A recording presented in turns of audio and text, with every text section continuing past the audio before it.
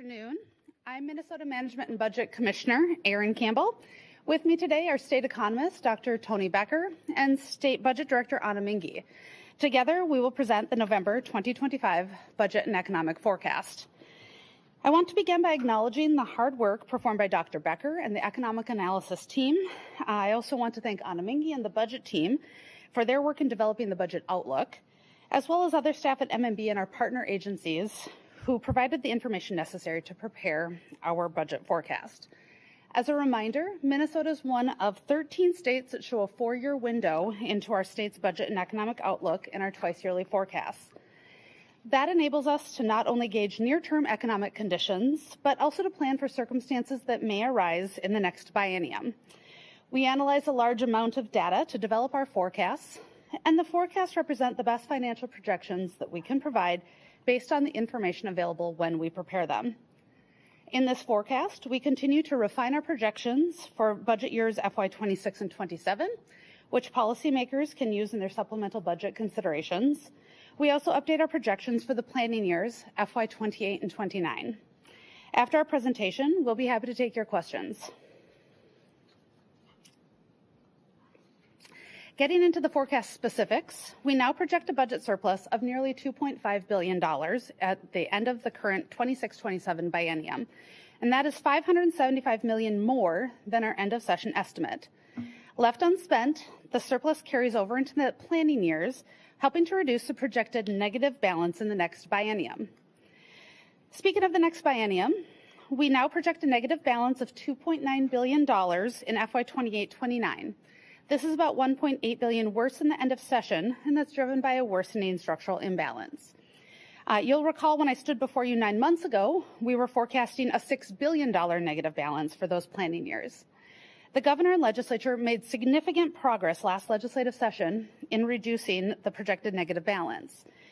Thanks to their leadership, we are in a stronger place to respond to a more challenging budget situation. Clearly, there's more work to do to address the projected negative balance, but I do want to acknowledge the decisive actions taken by the governor and legislators earlier this year. They made a material and positive difference in our budget outlook. As you can see on the slide, we're projecting higher income tax collections in the near term, but slower economic growth will limit tax collections into the next biennium. At the same time, significant increases in healthcare costs increase forecast spending, putting more pressure on our efforts to achieve a structural balance. Our budget reserve now stands at $3.4 billion. The reserve helps ensure that if there's an unexpected drop in revenues in the current biennium, that we'll have some cushion to address it. It minimizes the need for large immediate cuts. This reserve, the healthy reserve, also helps strengthen our credit ratings. This slide shows a projected FY26-27 budgetary balance for this forecast in the middle column compared to the end of session estimates on the left. The column furthest to the right shows the difference between the two. At the top of the slide, you'll see that our beginning balance for the current biennium is nearly $10.3 billion, $2.8 billion more than our end of session estimate. If you remove the $1.9 billion in carry forward from that forecast change, the actual increase from end of session estimates to our November forecast is $949 million. Our revenue estimates are up about $1.4 billion from end of session, and spending net of carry forward is up about $1.6 billion. You'll note in both end of session estimates and our current forecasts that we project spending will outpace revenues during this current biennium and the next, reflecting a growing structural imbalance. We've added $244 million to our budget reserve, bringing total cash flow and budget reserves to $3.8 billion. The projected balance at the end of fiscal years 26 and 27 appears under the lowest horizontal line. As you can see, we now forecast a positive balance of nearly $2.5 billion in FY 26 and 27. This slide shows the forecast horizon. Let's start with the column in dark blue for this to the left on the slide. This shows the $4.9 billion that remained unspent at the end of fiscal years 24 and 25. That then carried forward to become the beginning balance for FY 26 and 27.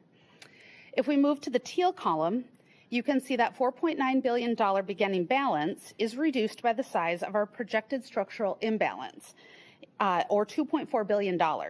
that represents the amount that our spending in FY 26-27 is expected to exceed our revenues collected. When we move to the dark blue middle column, you can see what we project to have left at the end of the current biennium after we've subtracted the projected structural imbalance. The remainder, $2.5 billion, will carry over to the start of FY 28-29. Moving to the column on the right, we see in yellow what happens when we subtract the projected structural imbalance in FY 28 and 29, which now totals $4.5 billion, plus the $935 million in discretionary inflation, and we take that off of the $2.5 billion beginning balance. We end up with what you see on the far right, a projected negative balance of nearly $3 billion in the planning biennium. If we were to not count discretionary inflation, which as a reminder, legislators are not required to budget for, we'd have a projected negative balance of slightly over $2 billion. Constitutionally and statutorily, Minnesota is required to enact a balanced budget for the current biennium, and we just did that, and clearly we've got a projected positive balance. But as you can see, spending decisions made this legislative session will have impacts on the planning years, where we anticipate still significant but manageable challenges. The legislature can address those challenges by continuing the work undertaken last legislative session to bring projected spending more in line with anticipated resources.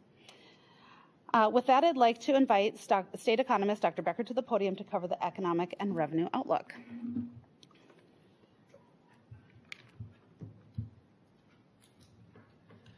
Thank you, Commissioner Campbell.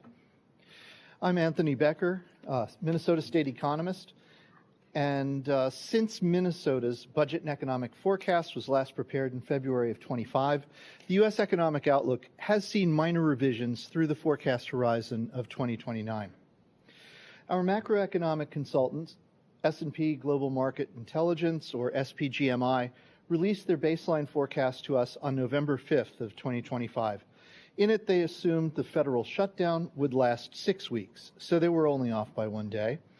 They assume further easing of monetary conditions with the Federal Reserve, lowering the federal funds rate target one more time this year and twice in 2026. They also assume that the effective tariff rate will be 18% and that tariffs will only fall slowly over our forecast horizon. They make no prediction about the Supreme Court's action on the tariff case before it, except to note that overturning the tariffs would lower the effective rate to approximately 9%. Finally, they assume that net migration to the U.S. will be 500,000 persons per year lower than the Census Bureau had in its population projections. In this chart, we have SPGMI's forecast for GDP growth through the end of the forecast period.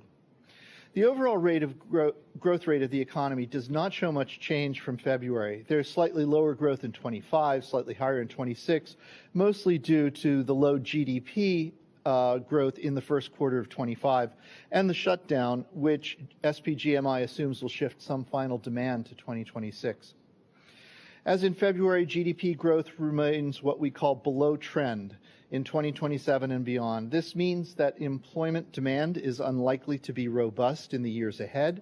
Further, a low-growth economy can more easily slip into recession as the result of an adverse external shock. Real personal consumption expenditures, also referred to as real consumer spending, are a primary driver of growth in the economy, accounting for roughly 70% of gross domestic product. SPGMI now forecasts real consumer spending to grow 2.5% in 2025, 0.6 percentage points lower than their February 25 forecast.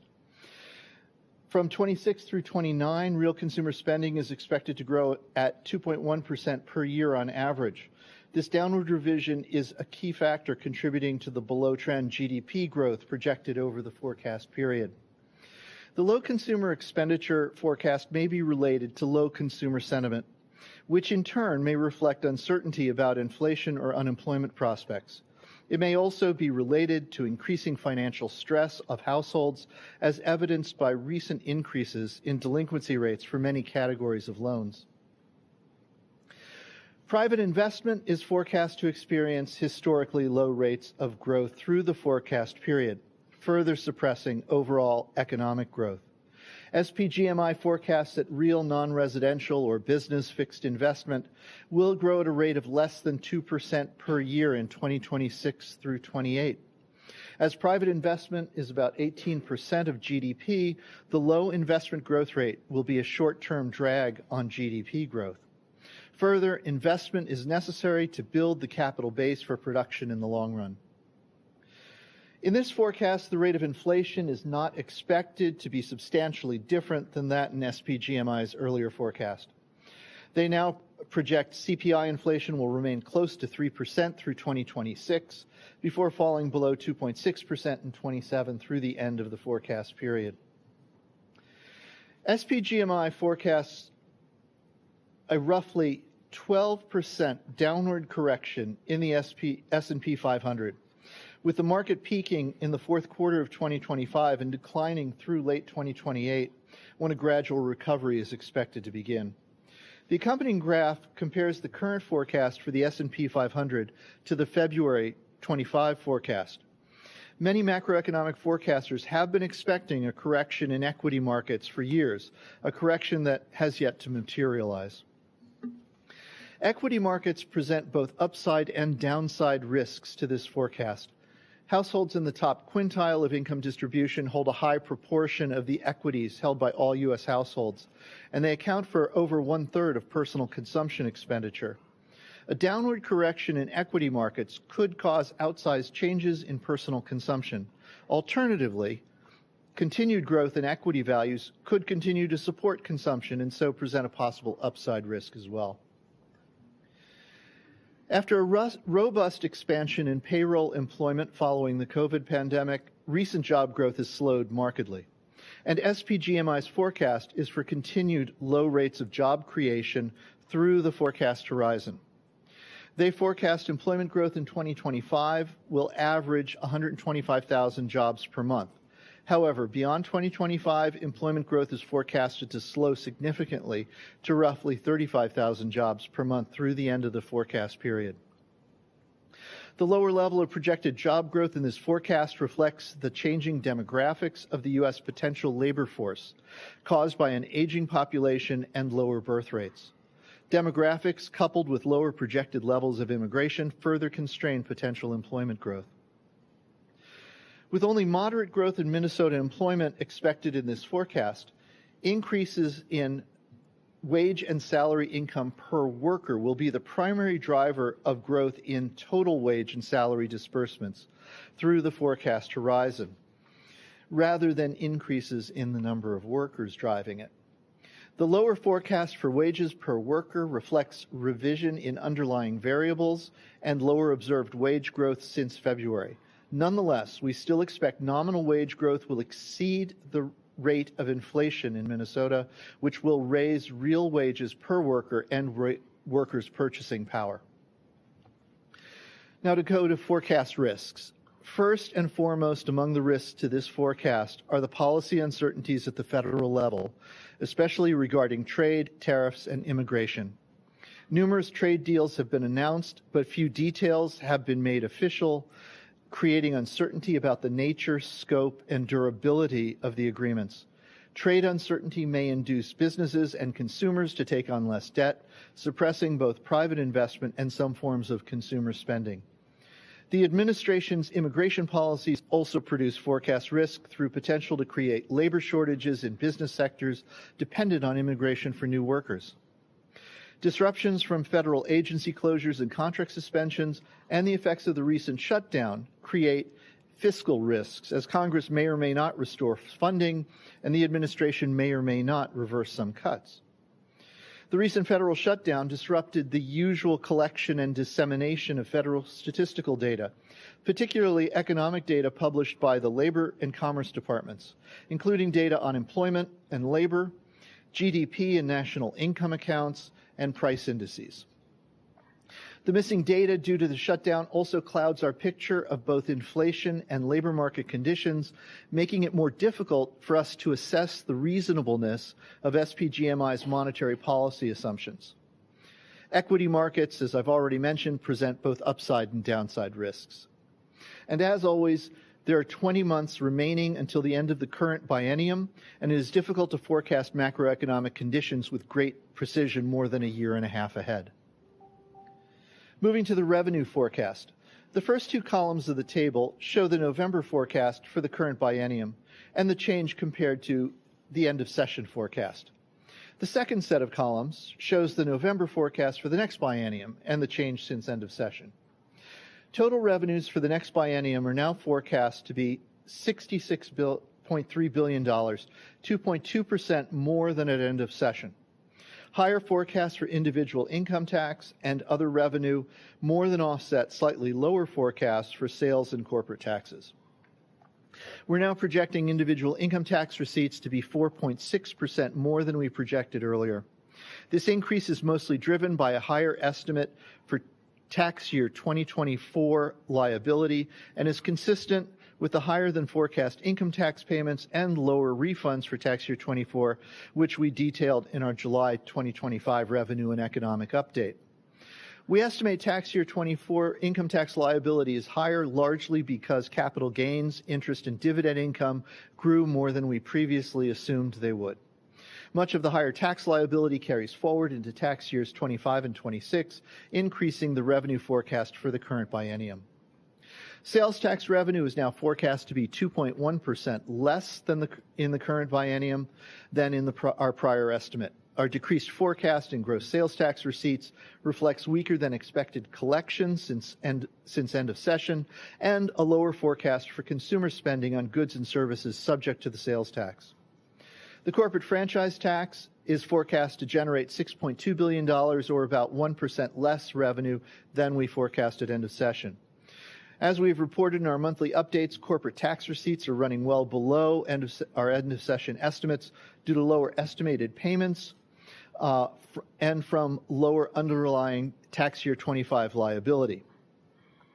Corporations may be responding to recent changes in federal tax law, but nonetheless, because Minnesota is not an automatically complying state, we expect some of this shortfall to be offset by higher final payments in the spring of 2026. Other revenues are now forecasted to generate $9.7 billion, or 3.4% more than we previously forecast, primarily due to an increase forecast for investment income, the return the state earns on its cash balances, including the budget reserve. At this point, I will turn the presentation over to the State Budget Director, Anna Mingy.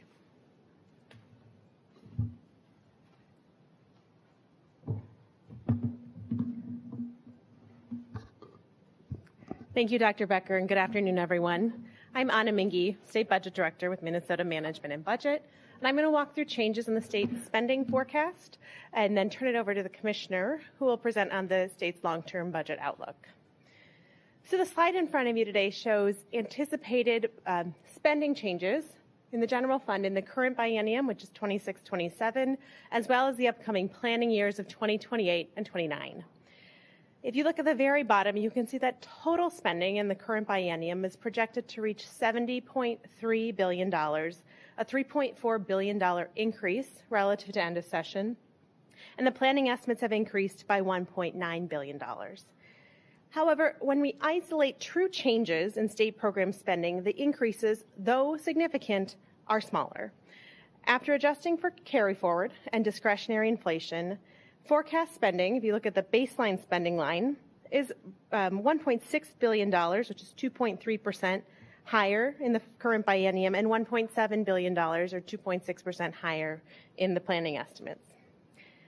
Let me walk you through the table to describe what's driving this change. So the first line, E12 education, is $115 million higher in the first biennium and $288 million higher in the second, compared to where we were at the end of session. These increases are primarily driven by higher projected spending for special education. We have seen in recent months districts spending additional money to provide special education services due to both increases in pupils as well as higher costs for staff salaries and benefits. The next line, Health and Human Services spending, is about $1.4 billion higher than previous estimates in the current biennium and the next. This is clearly the largest change from previous forecasts on the spending side, and about 90% of it is due to changes in the state's medical assistance program. I'll talk about those changes in greater detail in a following slide, but let's just walk through the rest of the changes here first. So you can see property tax aids and credits spending is also above previous estimates by $84 million in the first biennium and $116 million in the planning years. This is driven by higher property tax refunds. The next line's debt service on state-issued bonds is below previous estimates, primarily as a result of a smaller than anticipated bond sale and lower interest rates than we had projected in that bond sale. Historically, our spending forecasts have assumed that the legislature would authorize a bonding bill in each year of the forecast horizon. This is the first forecast that no longer holds an assumption about future bonding authorizations. The 2025 legislature clarified that MMB should not make an assumption about future bonding bills, and this resulted in budget savings that were tracked at the end of session. What this means is that during the legislative session, future bonding bills will have a cost, the full cost of debt service will need to be tracked against the general fund bottom line. So you can see the next line, all other areas of the state budget are relatively unchanged from previous estimates. I'd like to discuss carry forward briefly before we move on and explain what it is and how it affects the bottom line. Previous slide, please. Thanks. So in general, appropriations have to be spent within a fiscal year or a biennium, depending on what they're for. But sometimes appropriations are given extended timeframes to be spent by the legislature. And when something is unspent in one period and then rolls into another period, that's referred to as carry forward. And appropriation carry forward is neutral to the general fund bottom line because it's reflected in our numbers as savings in 24-25 and higher spending in 26-27, but they are equal amounts and so they wash each other out. But they do make the spending story a little more complicated, so we wanted to spend a little time here. Appropriation carry forward shows up in every budget forecast. This isn't new, but what's new is the magnitude. And the reason that this is so much higher this year is because the 2023 and 2024 legislatures made significant one-time investments. These were sort of in the spirit of some of the significant one-time nature of the surplus we had at the time. One-time spending investments allowed for sort of greater financial stability over time. But in recognition of the size of these appropriations and the time required to implement them, the legislature just gave agencies a little more time. Some examples of programs included in this number are some transportation and transit projects, lead service lines, and improvement to state outdoor recreation facilities. I'd also remind you, if you look on the next line, that our forecast continues to include an estimate of discretionary inflation. Now we are only seeing it in 28-29 because that's a biennium where we don't have an enacted budget. We estimate this to be $935 million, which is slightly higher than end of session due to a incremental change in the CPI forecast. This number is meant to be a guide for policymakers about the cost of funding government as prices grow. But it's important to emphasize this does not automatically flow to programs. The legislature needs to appropriate it. Then we can move on and dive into the largest driver of the spending forecast, the state's medical assistance program. So this chart displays changes to the MA forecast since the end of session. The solid line on top represents the current forecast, and the dashed line in the bottom shows where we were at the end of session. The shaded areas, the green and blue between the lines, represent higher general fund costs reflected in today's forecast. The value of those shaded areas from 2025 to 2029 is about $2.5 billion, with about $1.3 billion in the first biennium and $1.2 billion in the second. The largest changes in this forecast, compared to where we were at the end of session, are for basic healthcare services. These changes are represented by the teal in the chart. These are the things that these are services someone might receive to treat an illness or an injury, and they're distinct from long-term care services or services some might receive in a nursing facility or home and community-based setting. In total, basic care spending is projected to be about $1 billion higher per biennium than we projected at the end of session. We have observed increases in the number of people being served as well as the average cost per person. The largest single impact comes from higher than previously assumed rates that we pay to managed care organizations. But we are also observing higher costs for services that are paid on a fee-for-service basis, places where states pay providers directly without going through a managed care organization. And as I mentioned, enrollment is also above previous projections. But spending on long-term care services is also higher than previous estimates, represented by the green portion of the chart. Higher enrollment and cost increases in disability waiver services increase projected general fund spending by $300 million per biennia relative to end of session estimates. So we can move on and talk about the largest item, which is the increase in managed care rates.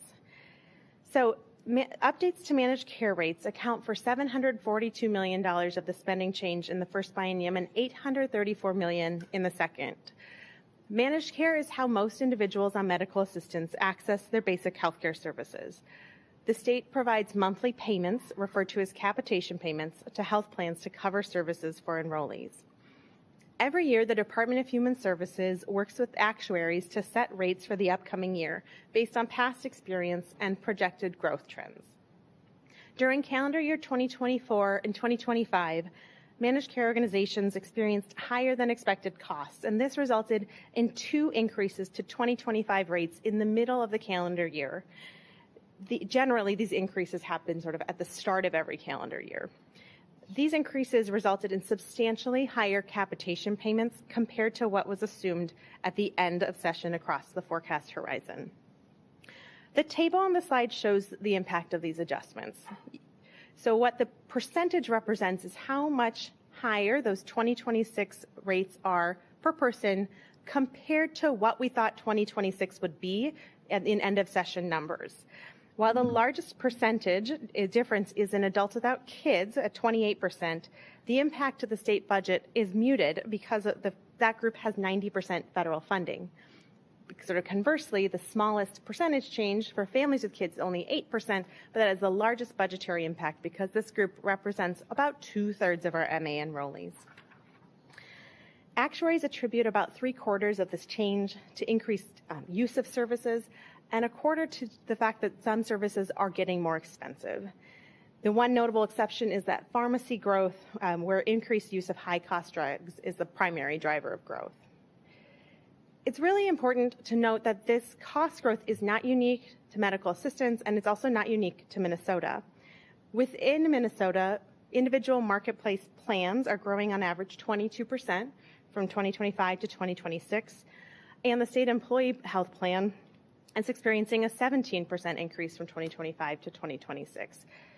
Similarly, a recent survey done by the Kaiser Family Foundation of state Medicaid programs reported that at least 19 states are implementing some sort of mid-year rate adjustment for their Medicaid managed care rates in 2025, largely increases to their capitation rates to respond to rising acuity among their population. So these changes are clearly a significant part of the budget story. And with that, I'm going to turn it over to Commissioner Campbell to present our budget outlook.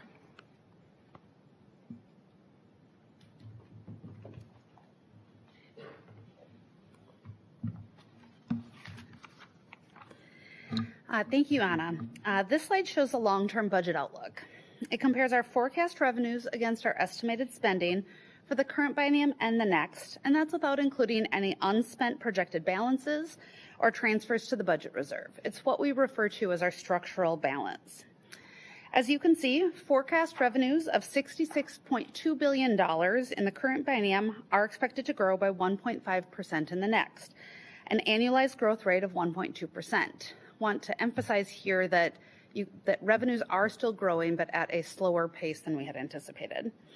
During the same time period, we're expecting baseline spending of $68.4 billion to increase by $3.8 billion, or 2.8% on an annualized basis. If you were to include appropriation carry forward and discretionary inflation, total spending would be projected to grow 2.1% on average annually. So bigger picture, if we subtract the total forecasted spending in the planning biennium from expected revenues for that period, you end up with a structural imbalance of $5.4 billion. It would be $4.5 billion if we did not count discretionary inflation.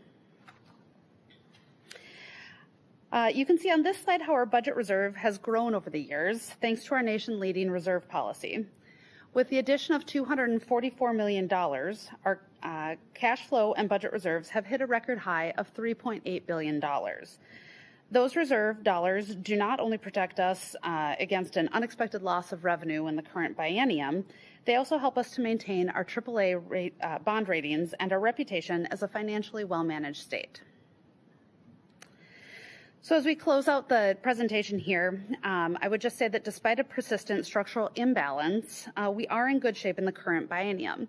We expect to end it with $2.5 billion on the bottom line, and again, that carries forward to the planning years, reducing the projected negative balance for FY28 and 29.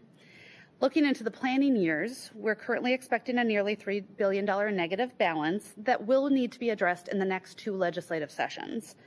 Fortunately, policymakers have demonstrated a willingness to make hard choices, and this remains a solvable problem.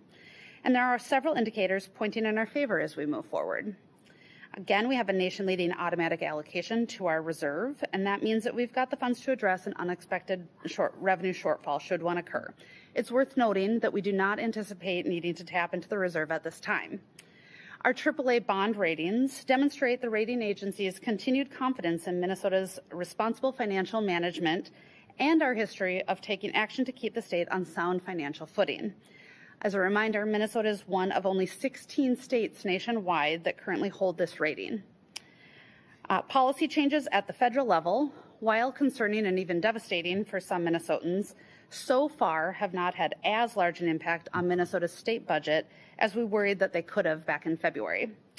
And because our forecasts project into the planning years, the governor and legislature have what they might need most to turn the projected FY28 and 29 negative balance into a surplus, and that's time. The FY28 and 29 budget does not need to be enacted for at least 18 months. In that time, they've got the time that they need to address the remaining projected FY28 and 29 negative balance and align revenues with spending to keep Minnesota's fiscal house in order. And that's all really good news because today's forecast does make this a harder problem to solve. There will certainly be difficult decisions ahead as policymakers assess their priorities.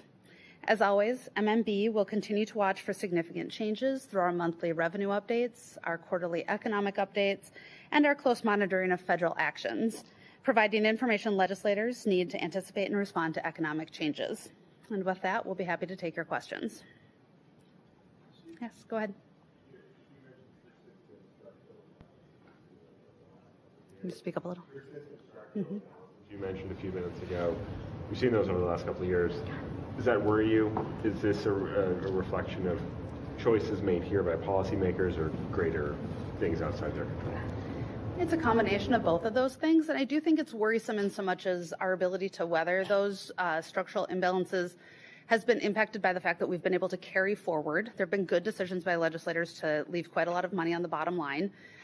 And we've been able to carry forward significant resources from one biennium to the next, and that's really blunted the impact of those structural imbalances. But at some point that will catch up with us, and that looks to be in the next biennium, FY28 and 29. And because we're required to have a balanced budget at that time, we will need to have addressed the structural imbalance by that time. Phrase federal impact several times. You've been here for a while. Can you give us some context? Is there more federal impact on this forecast than what you've seen in recent years? There probably is more of an impact. I would say it is. You remember in February we were concerned that it could be a much greater risk than it has been so far. I certainly do think you see the impacts of tariffs. You see the impact of some of the impacts on health care and Medicaid spending, in particular if you look at some of the other funds like the Healthcare Access Fund. And then, of course, the broader economic trends that are happening as a result of some of those actions. Would you say, the bill that Congress passed this summer is impacting the health care costs? Because we heard Director Mengy talking about how that's the largest growth since session. I might turn that over to Anna to answer that question.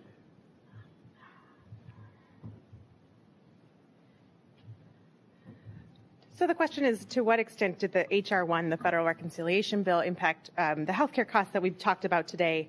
I would say, in general, the managed care costs and some of these higher per person cost trends that we're observing are not the results of the Federal Reconciliation Bill.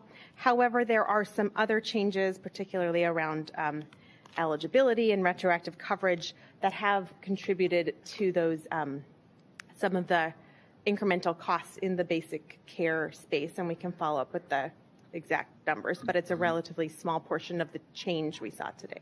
A follow-up question to that. Could you speak a little bit more to why managed care costs are higher than expected? Yep. So managed care costs are higher than expected.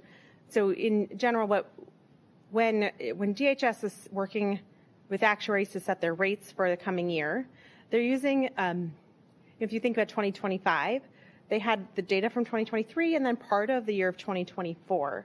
But they don't have complete data because you're always working a little bit ahead and there's always a little bit of a lag. And what we saw is that costs in 2024 and early 2025 far exceeded what actuaries projected.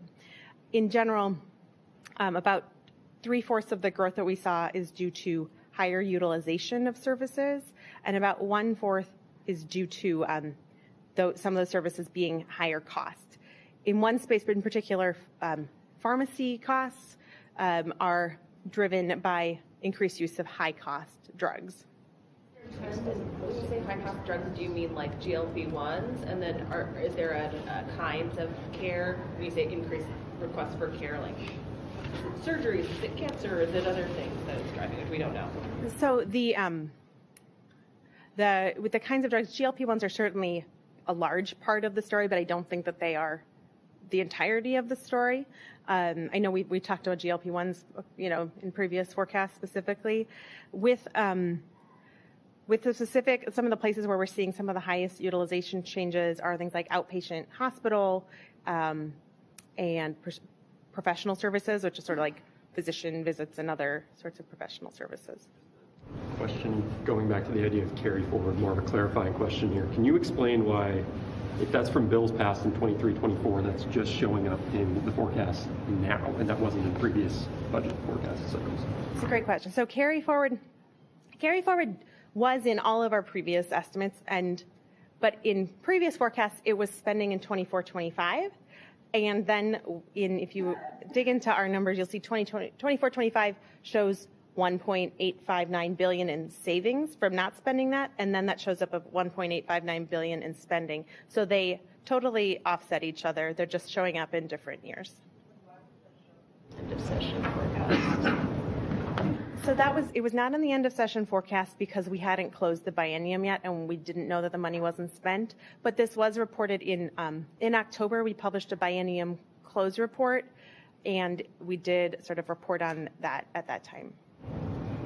Do you have any way of knowing if fraud contributed to the rise of costs in DHS programs? Is there any data or any visibility you have to shed light on what effect, if any, that is having on the budget? I'll let the commissioner just. Sure. So as Director Mengy has said, the healthcare costs that we see rising are largely driven by medical assistance. And that is on trend with what we are seeing in a number of other states and a number of other markets. There's also the increase in long-term care waivers. That is a trend that we've seen over time and talked a lot about in the past. So in terms of what's driving the increase in this forecast, I would not attribute it to fraud. Fraud, are there any numbers? I never saw the word. I never saw a dollar amount. Politically, we've seen $1 billion attached to it. Was there any accounting for it? So our forecast is based on current law, and that includes some programs that are susceptible to fraud, but of course we would never forecast fraud. We would never include that in the forecast.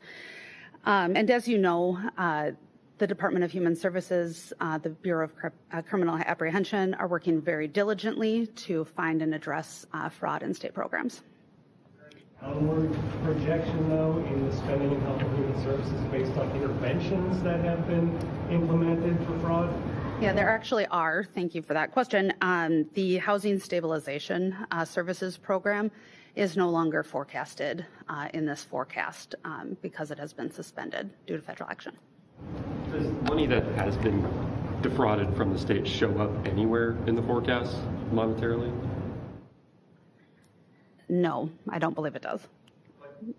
Is that from forecast to forecast? You know, that money goes somewhere. So does the state, I guess, sort of, I don't know, where's that money come from when the state loses that money, if that makes sense? What I think, I'll try to answer the question I think you're asking.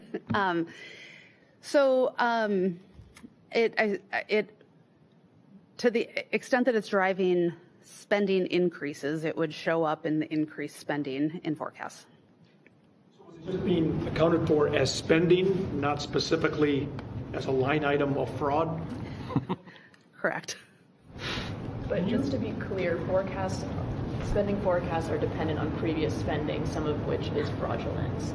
And that is, you guys aren't there's no you're not able to parse out which part is forecasted from fraudulent spending in the past. Is that how Yeah, we would. So this is a current law forecast. It is inclusive of all current state law programs and based on spending trends. Anna might know if there are any corrections that take place, which I think is what you're asking about. we've seen includes some fraud? Just the housing stabilization services. Current investigations into other disability services, that would not show up showing up. Okay. Can you explain how you guys project cannabis tax revenue, especially I'm thinking about the hemp-derived tax revenue potentially going away next year? I know I can't, but perhaps Director Menke can.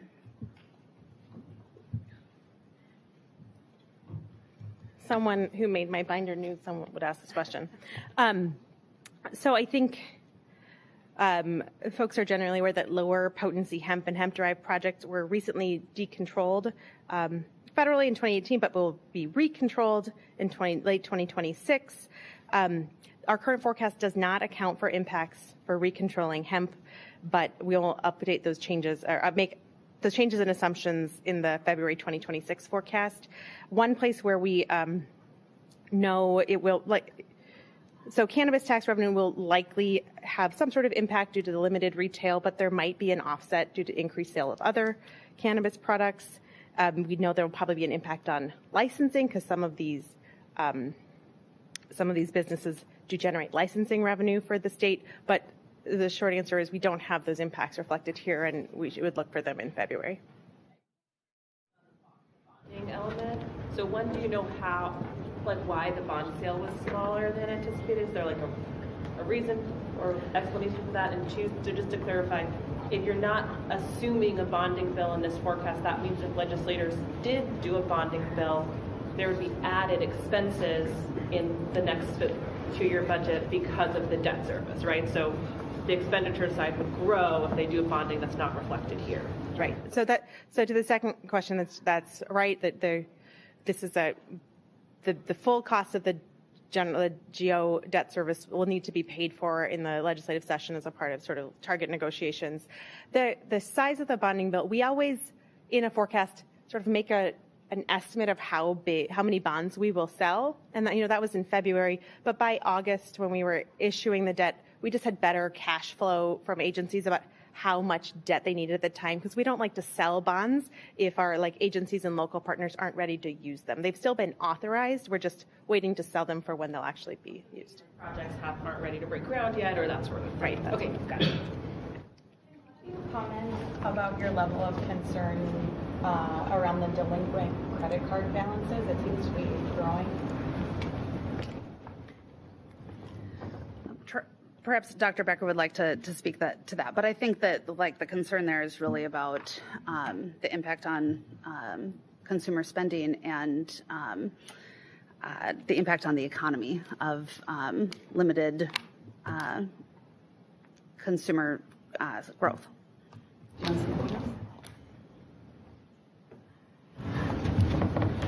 Yes, I'll echo what the commissioner said. The delinquency rates are a concern insofar as higher delinquency rates might cause consumers to pull back on expenditures, which would have an effect on the state's economy in general, possibly on sales tax revenue as well. But I'd also like to point out that while delinquency rates on credit cards and some other loans have gone up recently, we're nowhere near the levels we saw during the Great Recession. And so it's something that bears watching, but I don't think it's reached the point of real concern right now. But certainly we'll keep an eye on it. Thank you.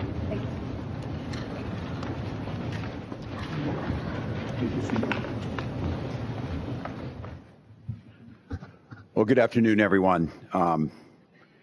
Before we get into the budget, though, I want to start off and address the vile racist lies and slander towards our fellow Minnesotans.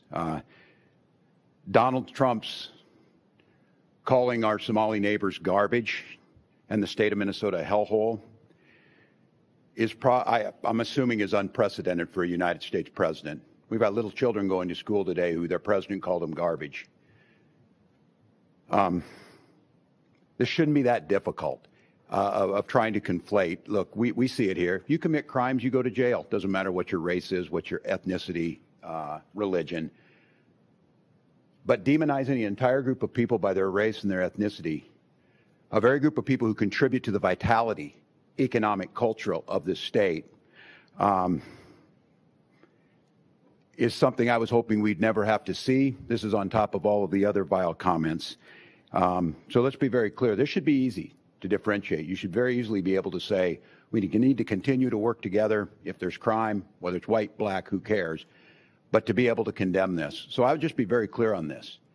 Anyone in this state, especially elected officials, who are unable to condemn this vile attack on our neighbors in our state, you are complicit in it, and it will not stand in Minnesota. So I tell our Somali neighbors, I tell our Hmong neighbors, I tell all of our neighbors in Minnesota, you're respected, you're valued.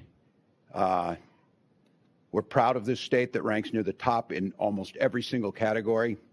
And I will tell you, the only thing that's hurting this state, as he so falsely claimed to a group of people, is Donald Trump himself. So with that, I want to thank MMB. Commissioner, thank you. Budget Director Mingy, Dr. Becker, thank you for that. Today, despite a worsening economy nationally, as you've seen, and because of the destabilization of the economy, the tariffs, and a lot of other things going on, Minnesota's financial position is better than when we came last time. We have recognized challenges remain out over the next 4 years, but we've grown the surplus. We have historic rainy day funds, and economic indicators still show growth here outpacing the national average. This is due in a large part to responsible budgeting. Over the last 7 years, but the last one was a tough one. I put out a very difficult budget last year. I think as you see the numbers that came up on here, we would have been better served if we would have fully enacted that budget in the cuts that I proposed that were far greater than we were seeing coming out of the legislature, but we compromised and we got it done. And now Minnesota sets in a position, as I said, rainy day funds that are historic, a budget surplus this year, protection of the very programs that we care deeply about, and we can do it again, a plan to come together. But we're facing heavy headwinds. You saw it here and you hear it from our folks. Uncertainty we're seeing comes as no surprise to any person in this state. It's no surprise to anybody who's looked at their projected health care bills coming up. It's no surprise to anybody who's gone out and shopped for groceries. It's no surprise to any farmer who has seen lost markets, or any farmer who knows that bankruptcies have doubled since January in the ag economy. It's no surprise that $40 billion sent to Argentina would have certainly been better spent here on our markets with our folks.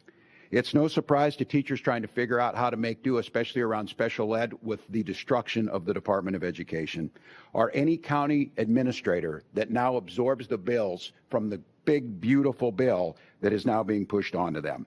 The president has created chaos in our economy.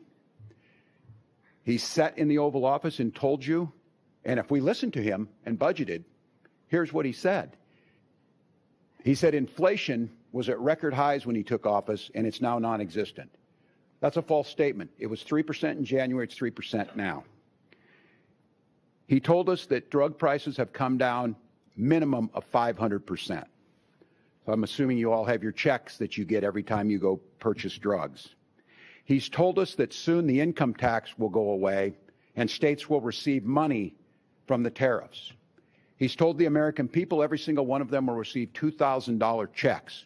That was following up the Doge checks. If we were to create a state budget based on what the President of the United States said to the nation in a cabinet meeting, we would have chaos beyond anything that's seen. The good news is that's not going to happen. We're going to do what we've done for 7 years. We're going to sit down together. We're going to budget in the best interest of the people of Minnesota. We are going to invest in the things that make Minnesota rank first in quality of life for our children, near the top in health care. All of the things that we measure by while making sure we have long-term fiscal stability.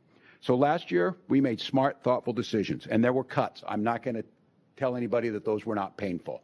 The growth, especially in the disability waivers, was outpacing where we're at. We made those tough decisions, and that's what puts us in a better place where we were. But as I said last year, that was just the first step. I think over the next coming months, you will see us put out a budget very early into the next year before the session starts that will look very similar, I'm anticipating, to what we were able to do last year. That puts us in a solid position. So look, the uncertainty that's being reflected, the chaos that's coming out of Washington, the things that are happening there, we can't control that. But in Minnesota, we can control the ability to do what we do every single year, create good, solid budgets based on factual data.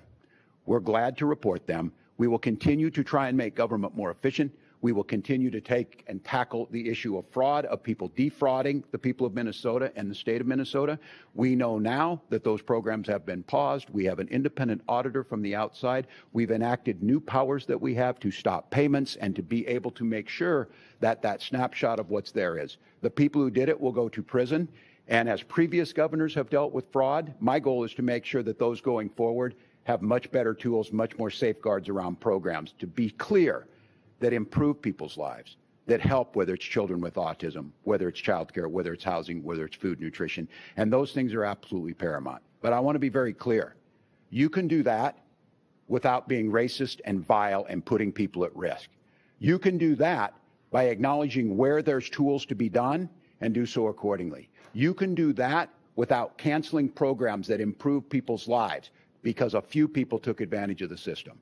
So I'm grateful to the professionals that helped make this happen. I'm grateful to the legislature that we were able to work together. And now we're going to have some acknowledgments that the federal government's not going to help us. The chaos is going to continue. We need to budget to protect Minnesotans as we had. And as I said, we're setting in a stronger place because we've done that. With that, I'll take a few questions. Governor, yeah, Tom. We were told that the budget forecast does not account for fraud in any specific way. Should there be a better effort made to quantify the amount of money lost to fraud? We're doing it every day, Tom. I said we've got third-party auditors out there. We've shut these programs down for 90 days. We will have the first clear picture, I would argue, in Minnesota history exactly what the extent of this was. Certainly this is bigger on the scale where it happened, but we've seen these cases before, Medicaid fraud and other things. So I think it's really important to know where that's at. In a lot of these cases, it was federal dollars with a small matching from the state.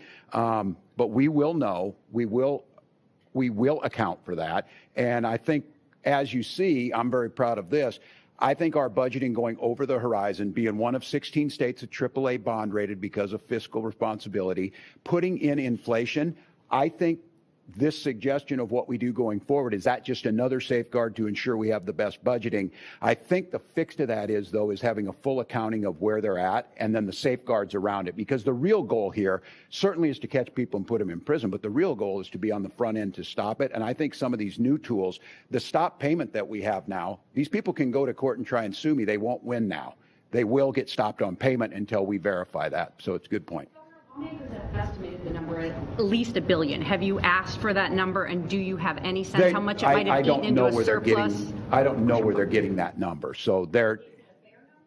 The number. I don't think we know yet. I think it certainly could be. We don't know on this. The one thing is when I hear it from legislatures, as everyone in this room and the press knows, is there's no data practices to know where they're coming from, so you can say whatever. We've acknowledged that this is serious, needs to stop. It is stopping. People are continuing to go to prison. I think the good news for Minnesotans to know when that 90-day pause is over and the third-party audits are done, we will have a better picture than we've ever had, which I think is really good. Ask the question. We did hear from budget officials that it is spending. It's in there. The audits are not done yet. The audits are happening. They're doing the forensic audits outside of this. These are independent folks, not in state government, that are doing it. When that comes back, we will know. Is there a timeline on that? When Yeah, I think it was 90 days. I don't know if is that correct, Commissioner? Yeah, so it should be end of January, I believe. We heard in the president. Understand how much fraud is you guys are spending. Pardon me? Sorry, when you say end of January, what do we expect to find at the end of January? When we get the audits back? We'll know at that point how much fraud has impacted. I think we'll have a better, yes, I think we'll have a better, certainly in those 14 programs. And the thing that we've done is through executive action and through what we'll ask the legislature to do, when these programs were created, that's what's really important, to put the parameters around them at that point in time. We'll have a better idea to know, and we'll be able to, in the session, be able to put those forward. In the presentation, the federal impact wasn't as bad as it could have been. Do you have a plan to address the rising healthcare costs and the long-term care stuff that's made the deficit grow? I think it's a good question. And look, let's be very clear on this. The answer was we don't know yet. Now, if they don't do the subsidies, if they roll back Medicaid, if they remove the income tax, and in this fever dream place or whatever, we yet don't know. And I think the important thing is Congress, after the longest shutdown, Congress led by a Republican president, a Republican House, a Republican Senate, the longest shutdown, simply kicked the can down the road. So those negative impacts I think you're seeing in this, and as you heard from Dr. Becker, those impacts are still yet to be seen, hard to measure. But in answer to your question, we did not go as deeply as I felt we needed to in my budget, and this is one where all of you can do that. There was a budget coming out of House Republicans and a budget coming out of me. My cuts were much deeper, and I think this forecast shows you what we compromised on tackled part of it.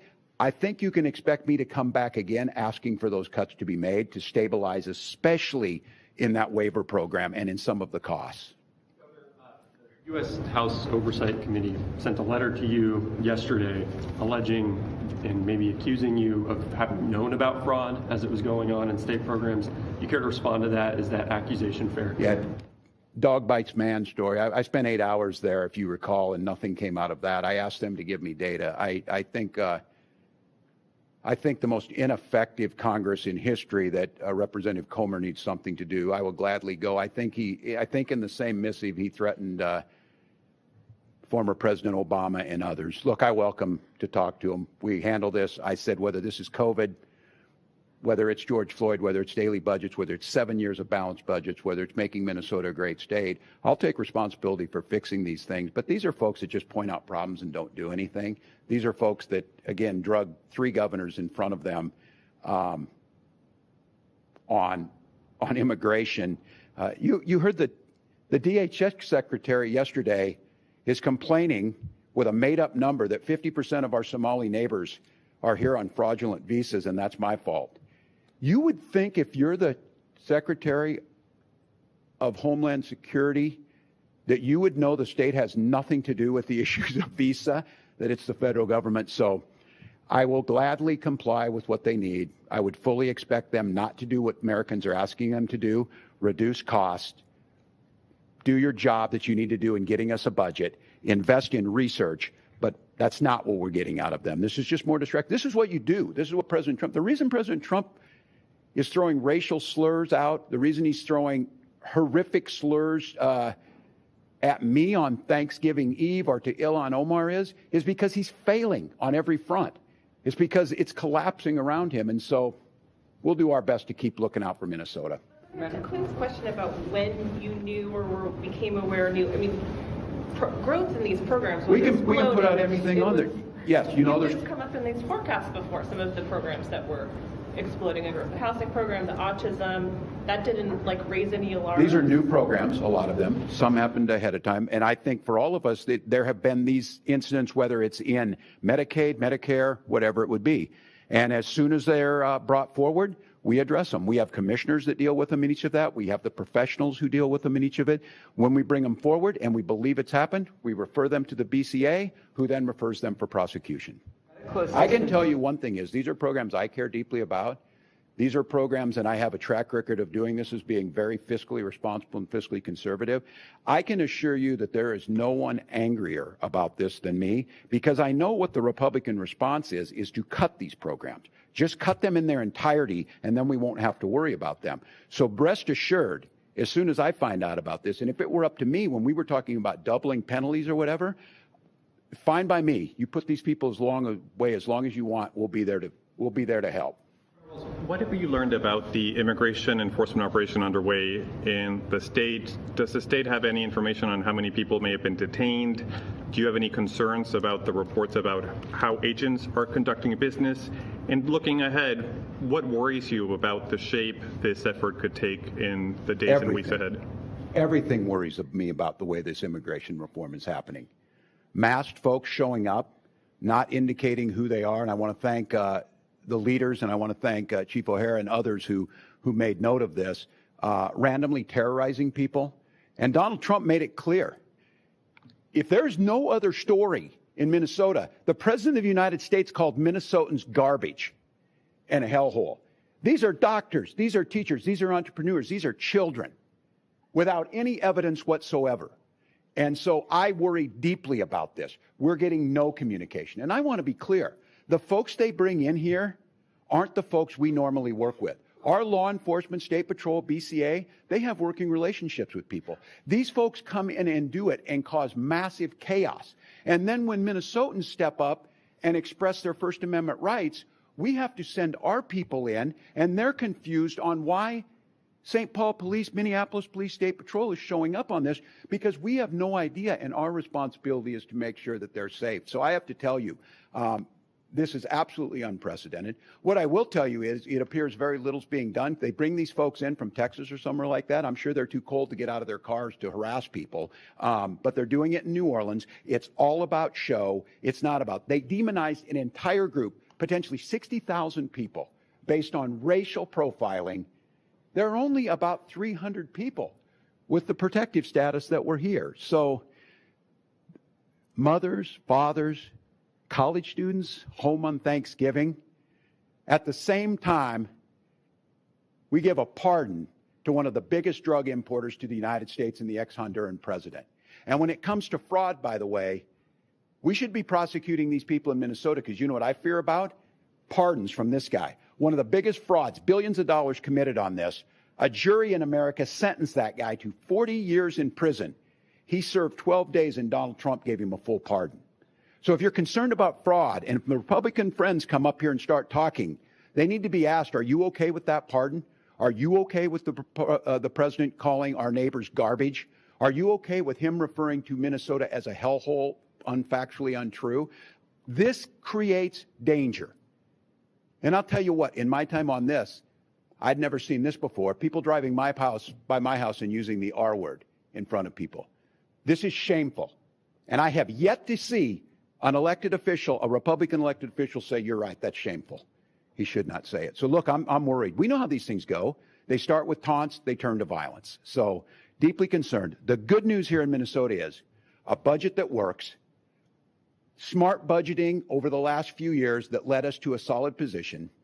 We will tackle crime, whether it's drug crime, whether it's fraud crime, and we will do it based on the individual who commits it, not a generalization to a group of people. And in spite of the headwinds we're up against, Minnesota ranks economically, economic growth, happiness, number of people insured, education levels, near the very top. So I'll tell you what, I have no interest in having this state look like Oklahoma or Mississippi.